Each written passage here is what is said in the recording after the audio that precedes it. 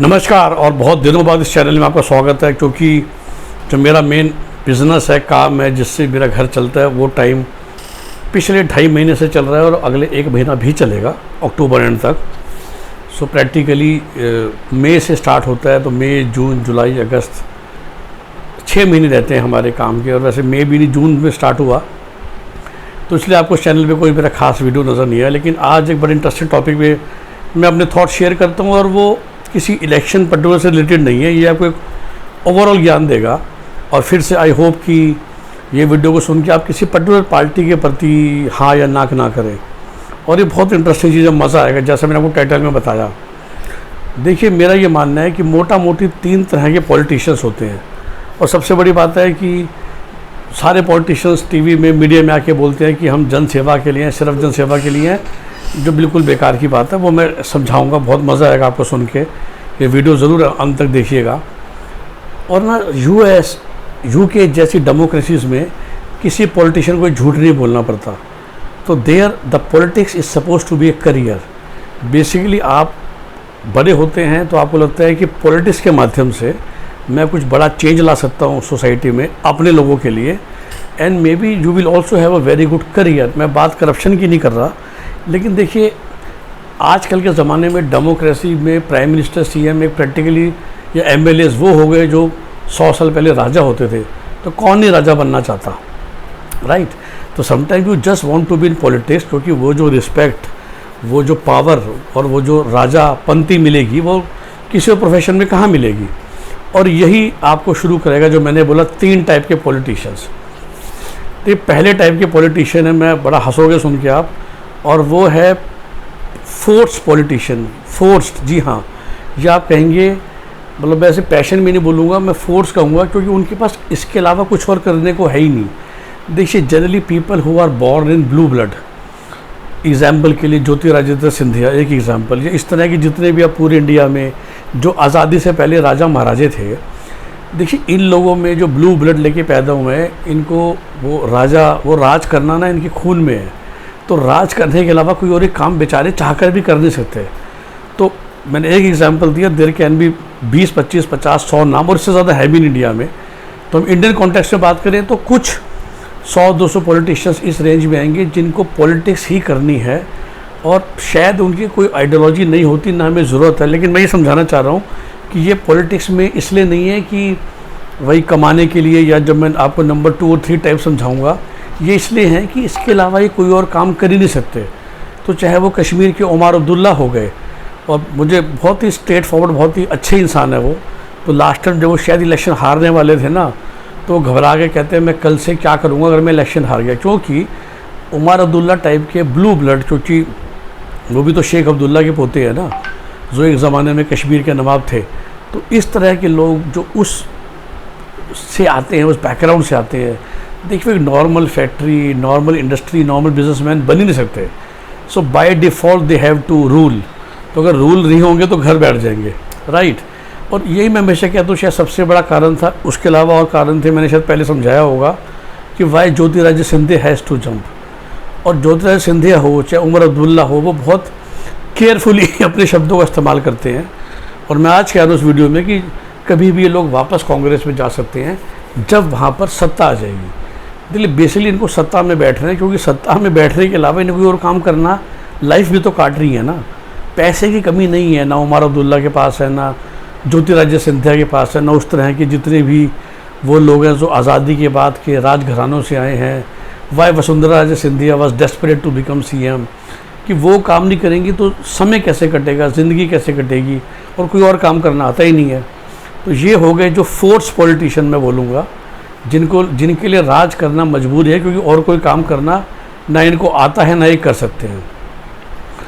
दूसरा जो सबसे इम्पॉर्टेंट है, जिसमें शायद बाकी 10% ही पॉलिटिशियंस आएंगे, या 15% आ जाएंगे 100% में से। देखिए फर्स्ट में तो हम गिन सकते हैं 100-200 लोग। ये हैं आइडियोलॉजिकल पॉलिटिशियंस। जी हाँ, देखिए जब आप बड़े हो रहे थे, चाहे वो आप कोई भी आइडियोलॉजी थी, और चाहे वो इकोनॉमिक आइडियोलॉजी थी, चाहे वो रिलीजियन आइडियोलॉजी थी, चाहे वो समाज सेवा के प्रति हार्डकोर इंटरेस्ट है, बट वो भी शायद नंबर 3 में आएगा। नंबर 2 जो मैं आइडियोलॉजिकल पॉलिटिशियंस की बात कर रहा हूँ, और फिर से देखिए भाई जनरली आपको बीजेपी में मिलेगी या आपको लेफ़्ट में मिलेगी। बिकॉज जो लेफ़्ट के कार्यकर्ता होते हैं, जो चाहे CPI हो, CPIM हो, etcetera etcetera, they follow a certain economic policy, जिसको हम जो मार्क्स और लेनिन हो गए, जिसको हम कम्युनिज़्म कहते हैं, जिसमें कि जो पूरा इकोनॉमिक वो है कि वो चाहते हैं कि ऐसे इकोनॉमिक चलनी चाहिए। और उनको बहुत गुस्सा आता है जब वो बचपन से अमीर गरीब में भेदभाव देखते हैं, किसी को अमीर देखते हैं, किसी को गरीब देखते हैं, बिकॉज वो फिलॉसफी समझाती है कि सबको बराबर का सुविधाएं मिलनी चाहिए, राइट। और आप जब आप बड़े हो रहे होते हो तो you are become passionate about that, और फिर आप उसी को पॉलिटिक्स के माध्यम से इम्प्लीमेंट करना चाहते हो। या भारतीय जनता पार्टी जो मूल तौर पे जनसंघ से आती है, RSS की आइडियोलॉजी उनका बैक करती है, जिसमें डेफिनेटली हिंदुत्व हो गया, वो एक बहुत कोर वो है। तो सिमिलरली तो इसलिए आपको जो बीजेपी के वो लोग जो RSS से बिलोंग करते हैं फंडामेंटली, वो कभी भी पार्टी शिफ्ट नहीं करेंगे looking at the opportunity. They will this politicians will never be opportunistic. तो इसलिए बीजेपी का एग्जाम्पल नहीं लूँगा। लोग फिर से आजकल वो चलता है ना कि जैसे आपने दो बातें तारीफ में बोल दी तुरंत आपको वो लेबल लगा दे। तो CPM की बात करते हैं तो CPM की हालत बहुत टाइट है, चाहे बंगाल में खासकर, चलो केरल में तो अभी वो हैं सत्ता में, त्रिपुरा में। क्या आपने कोई भी देखा है कि एक फेमस बंगाल का मिनिस्टर या पॉलिटिशियन पुराना CPM का तृणमूल में चला गया, TMC में या बीजेपी में आ गया? नहीं। जो हार्ड कोर लेफ्ट जिसने 40 साल करा है, अब तो उनकी डेथ हो गई, चाहे वो सीताराम येचुरी है, उस टाइप के जो लोग हैं, they will sit there, they will not be MLA, they will not be MP, they will live a common normal life, but वो कभी भी शिप जंप नहीं करेंगे क्योंकि वो इतना ज़्यादा आइडियोलॉजिकली बंधे हुए हैं। इस तरह वो जो पुराने बीजेपी के लोग हैं, जो मैंने कहा ना मोटा मोटी समझ सकते हैं, जो RSS पृष्ठभूमि से आते हैं, they will never jump the shift. अगर उनको सीट नहीं मिली, टिकट नहीं मिली, क्योंकि फंडामेंटली वो बीजेपी पार्टी से प्यार करते हैं। They are not there in politics for any personal gains. अब आते हैं तीसरे टाइप के पॉलिटिशियन जो करियर पॉलिटिशियंस हैं। तो एक हो गया आइडियोलॉजिकल पॉलिटिशियंस, एक जैसे मैंने कहा फोर्स, तीसरा है करियर। अभी जो करियर पॉलिटिशियंस हैं ये पॉलिटिक्स में सिर्फ और सिर्फ आए हैं, ये भी हो सकता है कि एक इंसान है जो बहुत पैसा कमा लिया और एक्चुअली वो they want to contribute back to the society, जिसके अंदर एक इम्पॉर्टेंट रोल प्ले करता है। अगर आप इस कुर्सी पे बैठे हुए हैं तो कोई बहुत बड़ा इंडस्ट्रियलिस्ट अगर पॉलिटिक्स में आता है तो हम कह सकते हैं कि शायद अब उसकी उम्र हो रही है, so they want to give something back to society. Let's say जब सचिन ने राज्यसभा की सीट ली होगी तो ना तो उनकी आइडियोलॉजी है और ना वो फोर्स पॉलिटिशियन, तो उनको लगता है कि राज्यसभा में जाके शायद मैं कुछ उल्टा दे पाऊँगा, या PT उषा जी इस समय हैं।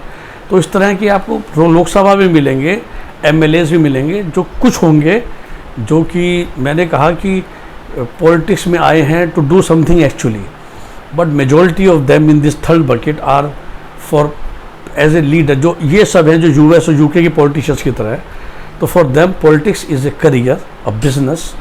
आप ये कहते हो मैं MLA बनूंगा, मैं अपने लोगों का ध्यान रखूंगा, बदले में तुम मुझे चुनाव जितवाओ या मेरे लिए मेहनत करो और मेरा ध्यान रखो, तो बिल्कुल गिव एंड टेक चलता है। फिर से विद ड्यू रिगार्ड्स, जनरली ये पॉलिटिशियंस आपको कांग्रेस पार्टी में मिलेंगे and most of the political parties of India, NCP हो गया वगैरह।